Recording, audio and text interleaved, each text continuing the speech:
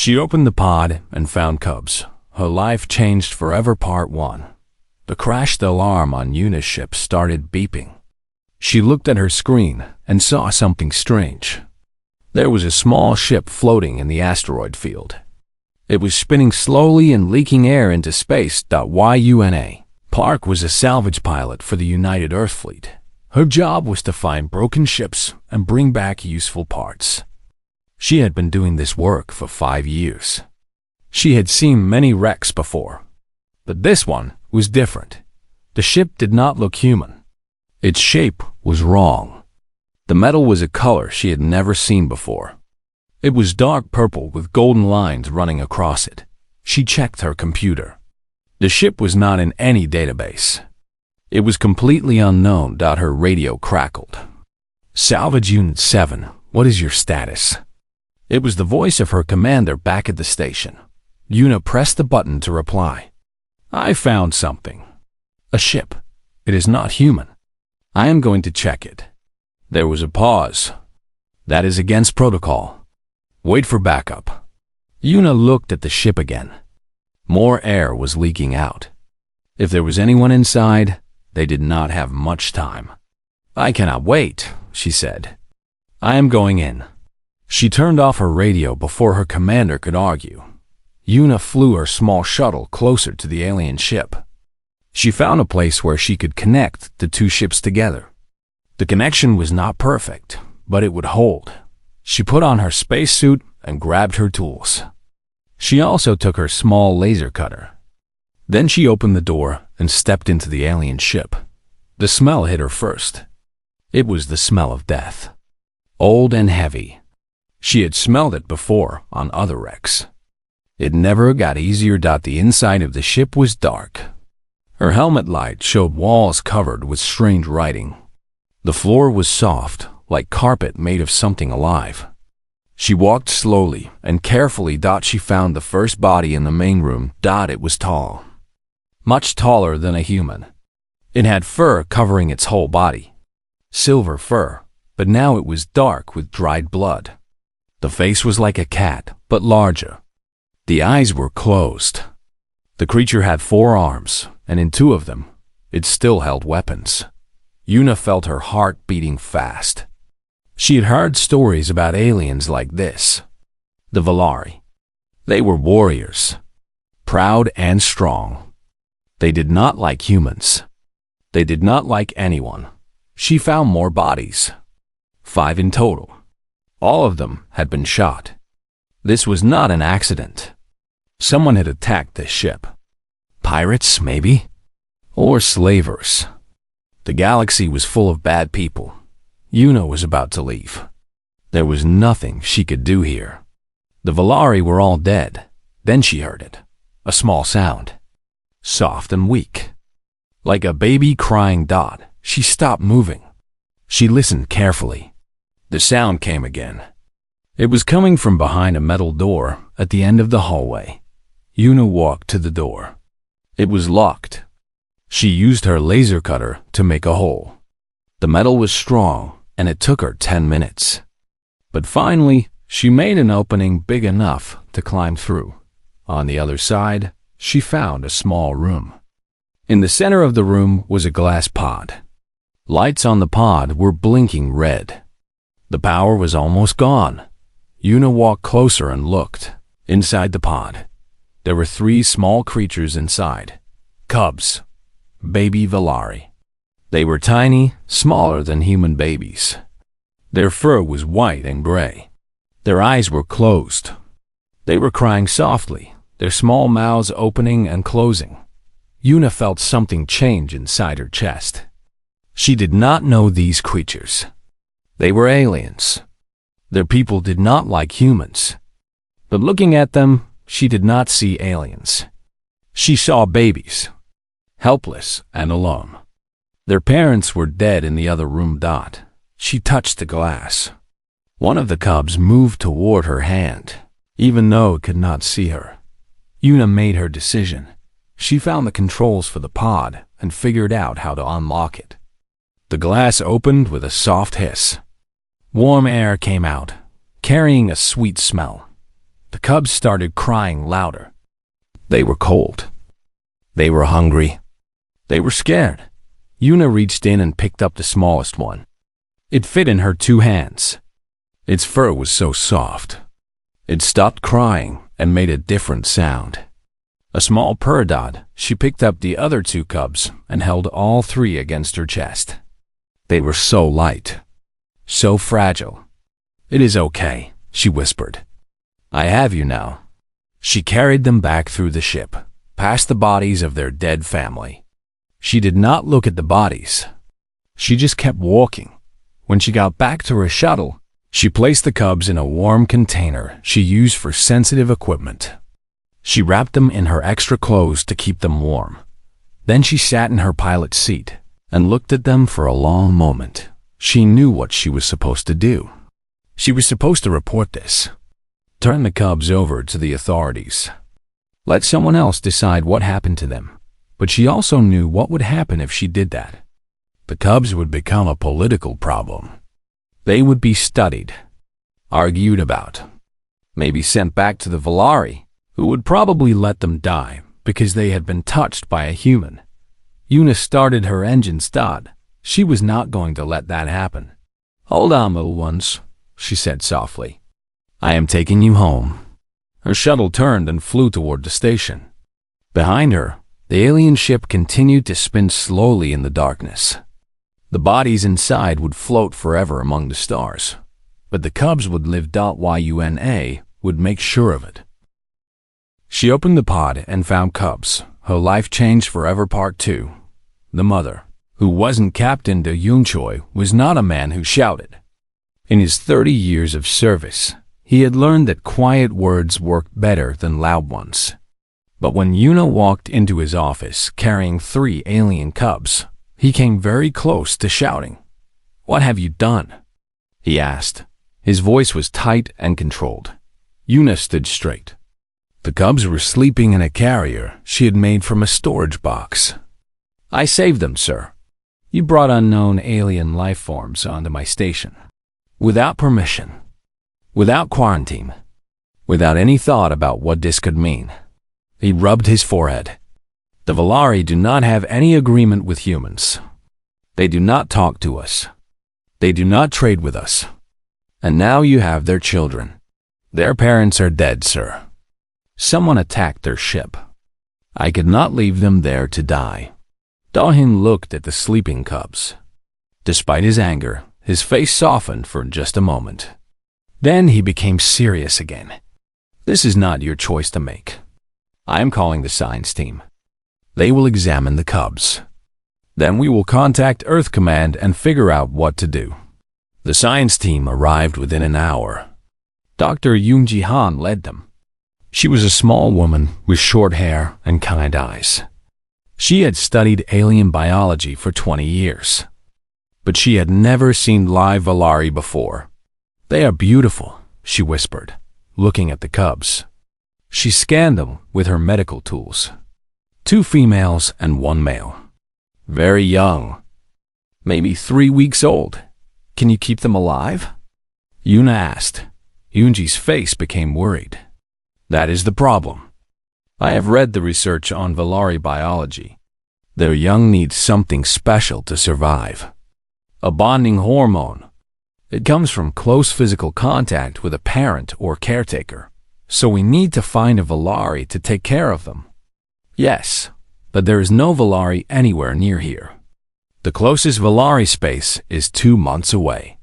And even if we could get there, they might not help. Volari are very protective of their own. They do not accept outsiders. Yuna felt cold. How long do the cubs have? Yoonji checked her readings again. A few weeks. Maybe less. Their bodies are already showing signs of stress. Without the bonding hormone, their immune systems will shut down. The next few days were hard. The cubs cried constantly. They would not eat well. They were getting weaker. Yuna visited them every chance she got. She watched them through the glass of the medical room. She could not touch them because of quarantine rules. But she talked to them. She sang old songs her mother had sung to her when she was small. One night, very late, she found Yoonji still working in the medical bay. "They are dying," Yoonji said quietly. Her eyes were red from lack of sleep. "Nothing I do is working. They need contact. Real contact." Yuna looked at the cubs. The smallest one, the female she had picked up first, was barely moving. "Let me try." "What?" "Let me hold them. Let me try to bond with them." Yoonji shook her head. "It will not work. You are human. They are Valari. Your bodies are completely different. But we do not know for sure, do we? No human has ever tried." Yoonji was quiet for a long moment. Then she sighed. "You are right. We do not know. And they will die anyway if we do nothing." She opened the quarantine door. "Go. Try." Yuna went into the room. She washed her hands and arms carefully. Then she reached into the medical bed where the cubs lay. She picked up the smallest one first. The cub was so light now. Too light. She held the tiny body against her chest, close to her heart. For a long moment, nothing happened. The cub lay still. Yuna felt tears forming in her eyes. She was too late. Then the cub moved. Just a little. A tiny paw touched Yuna's skin. The cub made a small sound. Not a cry. A purr. Weak, but real. "Keep going," Yoonji whispered from behind the glass. She was watching her instruments. "Something is happening. Keep going." Yuna picked up the other two cubs. She held all three of them against her body. She wrapped them in her warmth. She breathed slowly and deeply. She thought about love, about protection, about being a mother dog. She stayed like that for hours. She did not move. She did not sleep. She just held them. When morning came, Yoonji ran into the room with excitement on her face. "Look at this." She showed Yuna her tablet. "Their vital signs are improving. All three of them. Whatever you are doing, it is working." Over the next few weeks, Yuna became the cubs' full-time caretaker. She moved into the medical bay. She fed them special milk that Yoonji created for them. She cleaned them. She played with them. She slept with them curled against her body. She gave them names. The bold female who always wanted to explore, she called Bomi. The quiet male who watched everything with big eyes, she called Taiho. The smallest female, the one she had held first, she called Nari. The cubs grew stronger every day. They opened their eyes and saw Yuna's face. They learned her smell. They knew her voice. When she left the room, they cried. When she came back, they purred. Yoonji studied everything carefully. She wrote reports. She took measurements. One day, she called Yuna into her office with a strange look on her face. "I found something amazing," Yoonji said.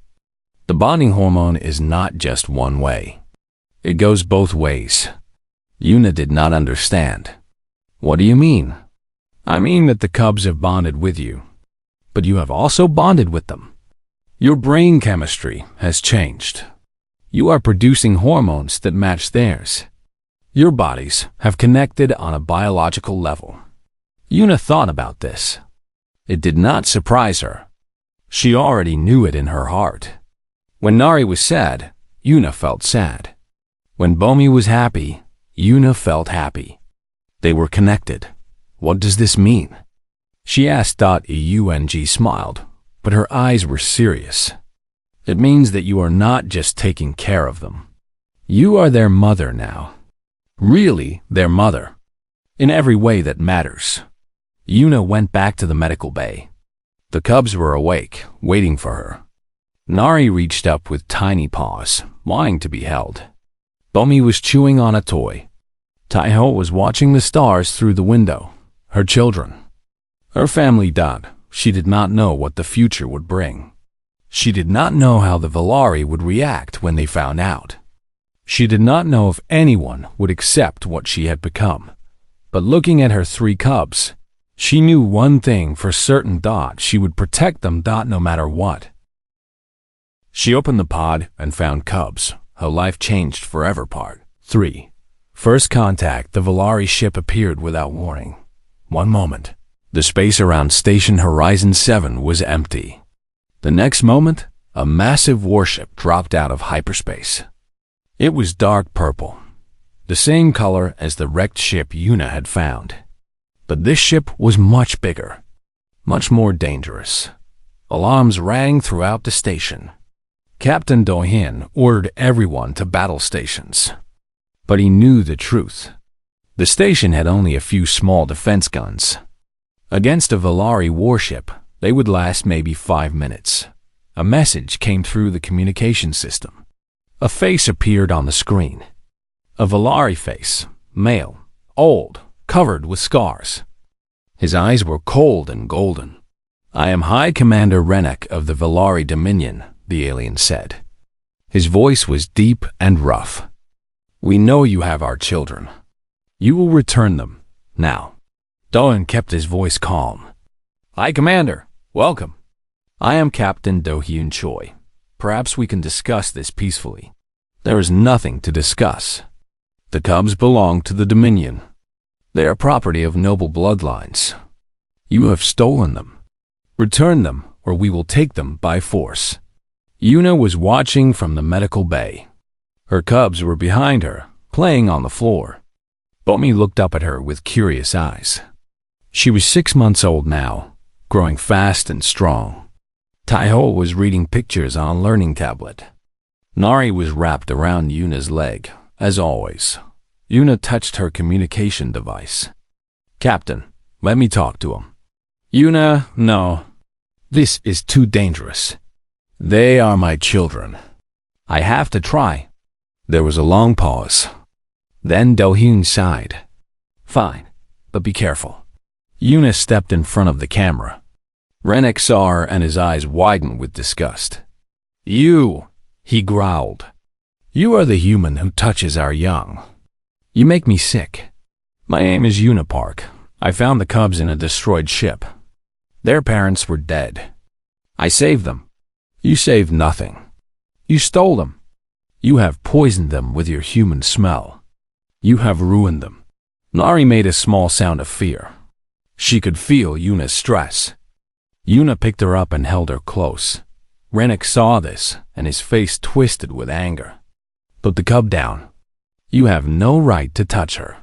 "She is scared," Yuna said simply. "I am calming her." "You are nothing to her. Nothing.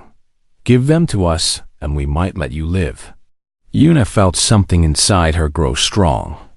Fear was still there, but something else was stronger. "No." "What?" "No, I will not give them to you. They are my children now.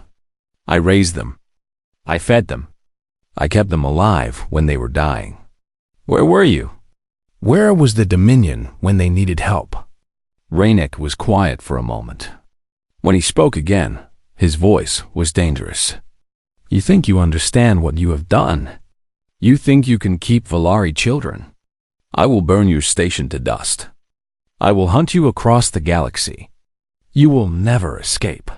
"Maybe," Yuna said, "but I will not stop fighting. I will not give up my children." Rennek stared at her for a long time. Then his lips pulled back, showing sharp teeth. It was not a smile. "You speak like a warrior, but you are just a soft human." "Very well. I will give you a chance to prove yourself." The trial of claws.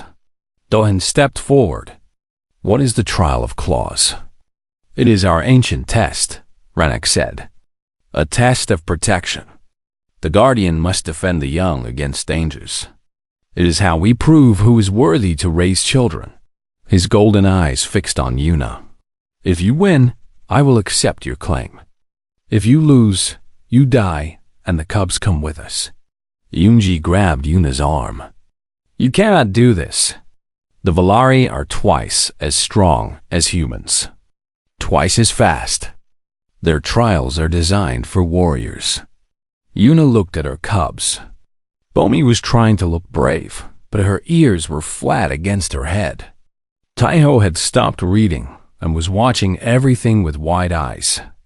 Nari was shaking against Yuna's chest. She thought about what would happen if she said no. Rennek would attack. Maybe the station would be destroyed. Maybe not. But either way, her cubs would be taken. They would be given to strangers who saw them as property. They would never feel her warmth again. She could not let that happen. I accept, Yuna said. The trial took place in the cargo bay of the station. Rennek brought 20 Velari warriors to watch. They stood in a circle, their arms crossed, their faces showing contempt. Yuna stood in the center with her 3 cubs. Yunji had given her light armor that would protect her a little. She had no weapons. That was the rule. Only her body and her will. Rennek explained the trial. You will face 3 challenges. In each one, a simulated predator will attack. You must protect the cubs from harm.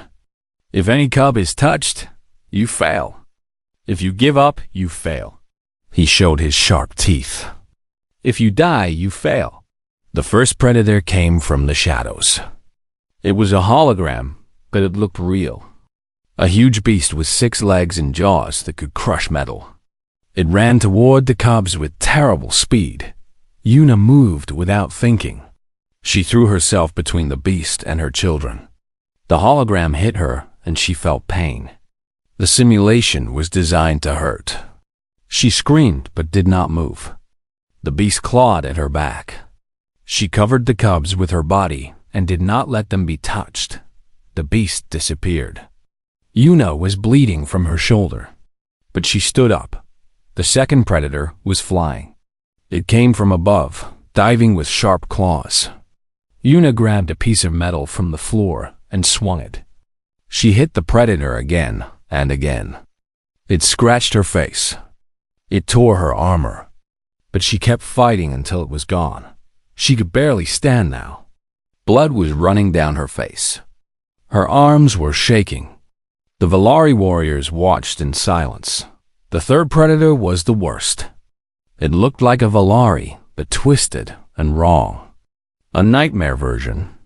It was fast and smart. It did not attack Yuna directly. It tried to go around her, trying to reach the cubs. Yuna was too slow. Too weak. She could not catch it. The nightmare creature got past her. It ran toward Nari, the smallest cub. Yuna did not think. She did not plan. She just moved. She threw herself through the air. She caught Nari in her arms. The creature's claws hit her back, tearing deep into her flesh. The pain was like fire, but she curled her body around her daughter. She wrapped Nari completely in her arms and did not let go. More claws hit her. Again and again. She felt her blood running onto the floor. She felt herself getting weak. But she did not move. She did not let go. She heard voices. Far away. Someone was shouting, "Enough." Rennek's voice. Enough. The creature disappeared. Yuna lay on the floor, still holding Nari. The small cub was crying, but she was not hurt. Bomi and Taiho ran to their mother and pressed against her. Yuna tried to stand. She could not. Her body would not work. Rennek walked toward her. His boots stopped near her face. She looked up at him through bloody eyes. "You should be dead," he said quietly. Any Velari would have stopped. The pain was too much. But you kept going. "My children," Yuna whispered. "I protect my children." Rennek was quiet for a long time. Around him, the other Velari warriors were no longer showing contempt. They were showing something else. Something like respect. "You do not fight like a Velari," Rennek finally said. "You do not have our strength or our speed, but you have something else. Something I have not seen in a long time." He knelt down beside her. "You fight like a mother." He turned to his warriors. "The trial is complete. The human has won." Yuna smiled weakly. Then everything went dark. She opened the pod and found cubs. Her life changed forever. Part 4. The Pat Graciuna woke up in the medical bay. Everything hurt. Her back felt like it was on fire. Her arms and legs were wrapped in bandages. She could barely move, but she was alive. "Mama!" Nari's voice came from somewhere nearby. Small feet ran across the floor. Then a soft, furry body pressed against Yuna's side. "Mama, wake up!"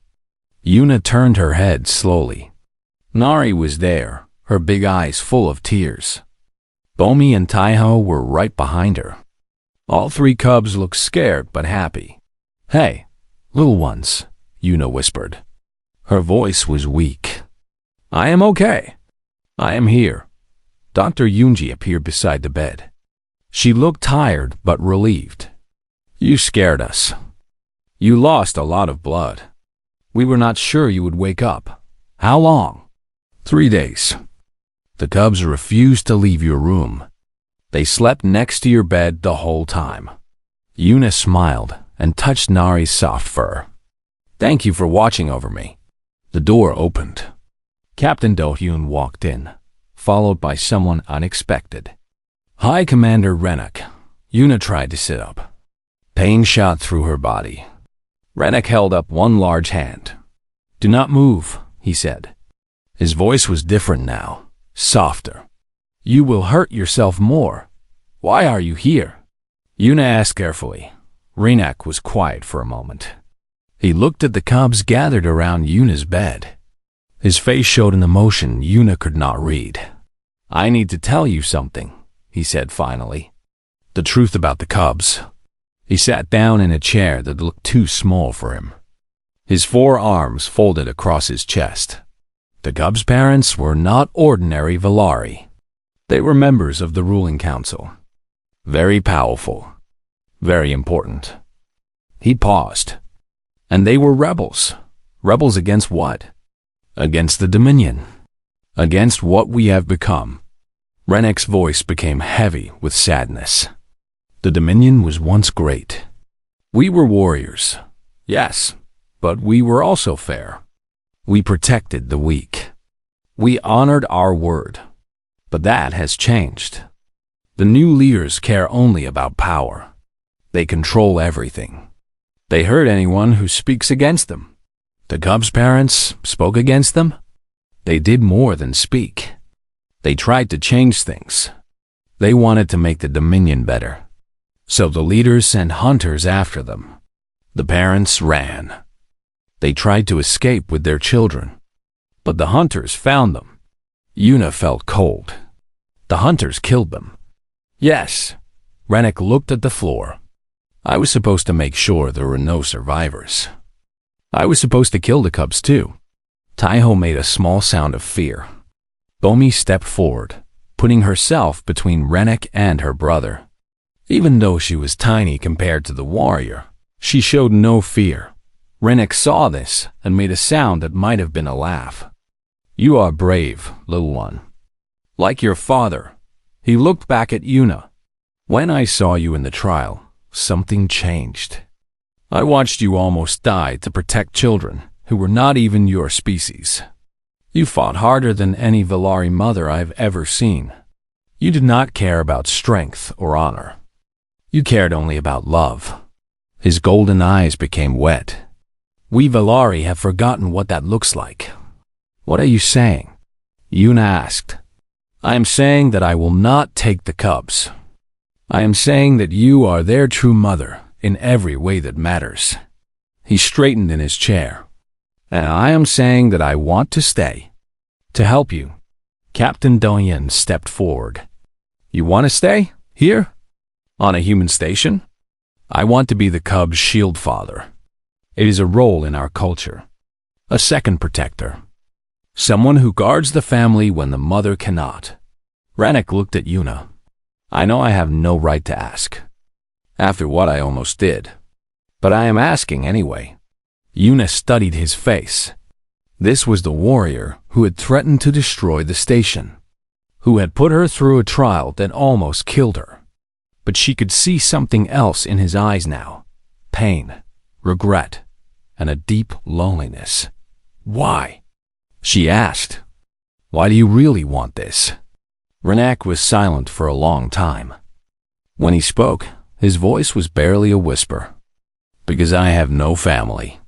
The Dominion took them from me many years ago. I have been alone ever since. I forgot what it meant to belong somewhere." He looked at the cubs. "When I saw these children with you, I remembered. And I want to feel that again." Yuna turned to her cubs. "What do you think? Can we trust him?" Bomi tilted her head, thinking hard. She was always the serious one. "He is scary," she said finally. "But his eyes are sad. I think he means it." Taiho nodded slowly. "I want to know more about where we came from. He can teach us." Nari just shrugged. "If Mama says okay, then okay."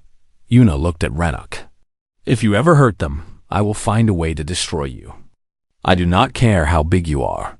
Renok showed his teeth in what Yuna now recognized as a Valari smile. I would expect nothing less from their mother. The months that followed were strange and wonderful. Renok moved into quarters near Yuna's room. At first, the station crew was afraid of him. But slowly, they got used to seeing the huge warrior walking through the halls, especially when he was often followed by 3 small cubs who asked him endless questions. The cubs grew fast. Bomi became strong and fierce. She started training with Renek, learning to fight. She was not afraid of anything except being separated from her family. Taiho discovered that he loved learning. He spent hours in the station library, reading about stars and planets and physics. Yunji became his second teacher, showing him how to use scientific equipment. He asked questions that even the adults could not answer. Nari stayed close to Yuna. She was small compared to her siblings, but she was the fastest. And she had developed a strange ability. She could sense what Yuna was feeling before Yuna even knew herself. Their bond had grown deeper than anyone expected. One evening, Yuna was sitting in the observation room, watching the stars. Renek found her there. "You look worried," he said, sitting beside her. "The Dominion will not forget about us. They will come eventually. Yes, they will." Renek did not try to comfort her with lies. "The cubs are from an important bloodline. The leaders will want to control them, or destroy them. Then we need to be ready." Renek nodded. "I have been thinking the same thing. We need allies. Not just humans. Other species too. Others who are tired of the Dominion's cruelty. You know such people?" "I know some. Others I can find." He looked at her with respect. "You started something, Yuna. When you saved those cubs, you lit a fire. Other people saw what you did. Humans raising Valari children. A high commander protecting them. It shows that things can be different." Yuna thought about this. She had never wanted to be a symbol. She had just wanted to save 3 helpless babies. But maybe that was how change happened. Not through big plans. Through small acts of love that grew into something larger. Nari came into the room, rubbing her eyes. "Mama, I cannot sleep." Yuna opened her arms and Nari climbed into her lap. Even though she was getting bigger, she still fit perfectly against Yuna's chest. "Bad dreams?" Yuna asked. "I dreamed about fire and loud sounds, and you were gone." Yuna held her tighter. "I am not going anywhere. I promise." Nari relaxed slowly. Her eyes closed. Her breathing became soft and regular. Renek watched them with gentle eyes. "The Valari have a saying," he said quietly. "Blood makes kin, but fire makes family." Yuna stroked Nari's fur. "What does that mean?" "It means that real family is not about where you came from. It is about what you survive together, what you build together." He stood up slowly. "You have walked through fire for these children. That makes you more than their guardian. It makes you their heart." He left the room quietly. Yuna stayed there, holding her sleeping daughter, watching the stars. Somewhere out there, enemies were planning. Dangers were growing. The future was uncertain. But here, in this moment, she had everything she needed. Her children, her family, her pack. Whatever came next, they would face it together. She opened the pod and found cubs. Her life changed forever. Part 5. The Line in the Stars. 3 years had passed since Yuna found the cubs. Her life was completely different now. She was no longer a simple salvage pilot. She was a mother, a leader, a symbol of change. And today, everything would be decided. The warning came at midnight. 3 Velari warships dropped out of hyperspace at the edge of the system. They were bigger than Renek's ship, more powerful, more deadly. Warlord Sereth was coming. Captain Do-yoon called an emergency meeting. Everyone gathered in the command center. Yuna stood between Renek and Commander Jisoo Kang, who led the station's only warship, the Dauntless. "We cannot fight them," Jisoo said. She was Yuna's old friend from the academy, a good soldier. But even she looked worried. 3 warships against 1 cruiser? They will destroy us. Then, we do not fight, Yuna said. We talk. Renek shook his head. Sereth does not talk. He's not like me. He is loyal to the Dominion completely. He believes humans are insects. He will not listen. Then we make him listen. Yuna turned to Do-hyun. Can you open a channel to his ship? I can try. A few minutes later, Warlord Sereth's face appeared on the screen. He was old, even older than Renek. His fur was completely gray. His eyes were cold and cruel. A long scar ran across his face, cutting through his left eye, which was now white and blind. I know who you are, Sereth said. His voice was like stones grinding together. The human who stole our children. The abomination. I am Unipark, mother of Bomi, Taiho, and Nari. Sereth laughed. It was an ugly sound. You are nothing. A thief. A pretender. You will give me the cubs, and I will let your station survive. This is my only offer. I refuse. Then you will die. All of you. And I will take the cubs anyway. Yuna stepped closer to the screen. Her heart was pounding, but her voice stayed calm. Before you attack, Warlord, I want to invoke something. A right from your own laws. Sereth's blind eye seemed to twitch. You know nothing about our laws. I know about the right of lineage challenge. A guardian can demand that their claim to a child be judged according to Velari tradition. Not by combat. By law. Renek had taught her about this. It was an old rule, almost forgotten. But it had never been removed from the official laws. Sereth was quiet for a moment. The other Velari captains behind him were whispering to each other. That law is for Velari, Sereth finally said. You are not Velari. The law says guardian. It does not say Velari guardian. Yuna held up a tablet. I have the exact words here. Would you like me to read them? More whispering. One of the captains leaned close to Sereth and spoke urgently. Yuna could not hear the words, but she could guess. The captain was telling Sereth that she was right. Even if the law applies, Sereth growled, you cannot win. The cub's bloodline belongs to noble families. You have no claim. Actually, I do. Yuna nodded to Yoonji, who stepped forward. My name is Dr. Yoonji Han. I have studied the bond between Unipark and the cubs for 3 years. According to your own traditions, a true parent is someone whose body connects with the child through the bonding hormone. I have proof that this connection exists between Yuna and all 3 cubs. She sent the data to the Velari ships. Medical records, brain scans, chemical analysis, everything she had collected. The bond is complete, Yoonji continued. In biological terms, Yuna is their mother. Your own scientists can verify this.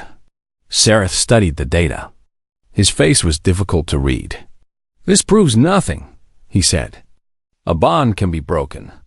New guardians can be assigned. Can they? Renek stepped into view of the camera. High Commander Renek, eyewitness for this family. I have seen the bond with my own eyes. It cannot be broken without killing the children. Sarath's eye widened. Renek, you traitor. I should have known you would be here. Call me what you want. But answer this question, Warlord. If you take the cubs and the bond is broken, they will die. The noble bloodline will end forever. Is that what the Dominion wants? More whispering. The other captains looked uncomfortable now. Also, Una said, there is one more thing. The cubs' parents were killed by Dominion hunters. I have proof of this too. Evidence from the wrecked ship. If I release this information, everyone will know that the Dominion murdered its own council members. Noble bloodlines. Important families. This was her biggest gamble. She did not know if the Velari public would care. But Renek had told her that many Velari were unhappy with the current leaders. This information could cause serious problems for the Dominion. Sarath's face became very still. You are threatening me. I am telling you the facts. If you attack us, the information goes to every news channel in the galaxy. If you leave peacefully and accept my claim to the cubs, it stays hidden. And if I destroy your station before you can send anything? Una smiled. The information is already sent to a secure location. If anything happens to me or my family, it releases automatically. This was set up weeks ago. You cannot stop it. She was lying. There was no automatic release. But Sareth could not know that the Warlord stared at her for a long time. Behind him, his captains were arguing. One of them stepped forward. Warlord, she is using our own laws against us. If we break those laws here, we lose our authority everywhere. Other systems will see that the Dominion does not follow its own rules. We cannot afford that. Sareth turned on him with anger. You want me to surrender to a human? I want you to think about the future. The cubs are one family. The Dominion is thousands of worlds. Which matters more? Sareth looked back at the screen. At Una. At Renek. At the data showing the biological bond. His hands clenched into fists. This is not over, he said finally. The Dominion will remember what you have done. One day, we will return. Maybe, Una said. But not today. Today you leave. And my children stay with me. Sareth gave a command. The screen went dark. A few minutes later, the three warships turned and jumped back into hyperspace. They were gone. The command center erupted in cheers. Jizu grabbed Una in a tight hug. Dohyun was laughing with relief. Even Renek was smiling. But Una just felt tired. And grateful. And overwhelmed. She went to find her children. They were waiting in their room. Bomi was pacing back and forth, ready to fight. Taiho was sitting quietly, trying to stay calm. Nari ran to Una the moment she walked in. Are they gone? Bomi asked. They are gone. Bomi's tough expression broke. She threw herself at Una, hugging her tightly. Taiho joined them. Nari was already holding on and would not let go. Una held her children and let herself cry. Happy tears. Relieved tears. Mother tears daubed later. Much later, there was a celebration. The whole station gathered to honor Una and her family. People gave speeches. They raised glasses. They called Una a hero. She did not feel like a hero. She felt like a woman who had found something precious and refused to let it go. Years passed. The cubs grew into adults. Bomi became a warrior and a diplomat, building connections between humans and the Velari reformers. Taiho became a famous scientist, writing papers about interspecies bonding that changed how people thought about family. Nari stayed close to Yuna, becoming her advisor and protector. The Valari Dominion eventually fell apart. Renek led the reformers to victory. He always said it started with Yuna, with one human who loved children who were not her own. On the day of the new Valari government's first meeting, Yuna stood before the assembly. Her children stood beside her. Gray was now in her hair. Lines were on her face, but her eyes were still bright. A young delegate approached her afterward. He was Valari, barely an adult. "Everyone says you changed everything," he said. "How did you do it?" Yuna looked at her children. Bomi was laughing at something Taiho said. Nari was watching Yuna with a small smile, ready to come closer if needed. "Always ready." "I opened a pod," Yuna said simply, "and I chose not to look away." The delegate looked confused. "That is all?" "That is everything." Yuna put her hand over her heart. Being a mother is not about blood. It is not about species. It is about choosing, every day, to love someone more than yourself, to protect them, to help them grow. Anyone can do that. I just happened to do it for cubs who needed someone to care. The delegate thought about this for a long time. "Thank you," he finally said, "for showing us what we forgot." He walked away.